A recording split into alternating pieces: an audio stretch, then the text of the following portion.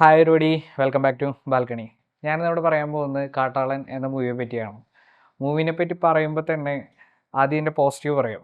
Positive എന്ന് പറയുമ്പോൾ ഇതിൻ്റെ മ്യൂസിക്, കളർ ടോൺ, ക്യാമറ കൈകാര്യം ചെയ്തുള്ളൂ. ഇതിൻ്റെ ആക്ഷൻ സീക്വൻസും ഒക്കെ അടിപൊളിയാണ്.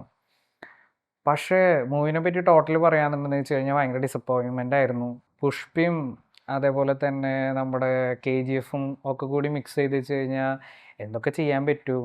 അതേപോലെ പുഷ്പയിൽ നമുക്കറിയാം അതിൽ രക്തചന്ദനമാണ്, ഇതിൽ KGF ഗോൾഡ് ആണെന്നറിയാം. അതിൻ്റെയൊക്കെ ഒരു എന്താ പറയുക, വേറൊരു വേഷം പോലെയാണ് എനിക്ക് മൂവി ഫീൽ ചെയ്തത്. നമുക്കറിയാം ഇതിലെ നായകൻ പെപ്പയാന്നുള്ള കാര്യം. പെപ്പയ്ക്ക് സത്യം പറഞ്ഞു കഴിഞ്ഞാൽ ഈ മൂവിയിൽ ഒരു പേജ് ഡയലോഗ് പോലും ഇല്ല എന്ന് വേണം പറയാൻ. ഒപ്പം തന്നെ ഈ മൂവിയിൽ വേറൊരു സംഭവം എന്ന് പറഞ്ഞാൽ ഹനാൻ ഷാ ഇതിൽ അഭിനയിച്ചിട്ടുണ്ട്. പക്ഷേ ഒരു ഡയലോഗ് പോലും ഇല്ല ഹനാൻ ഷായ്ക്ക്.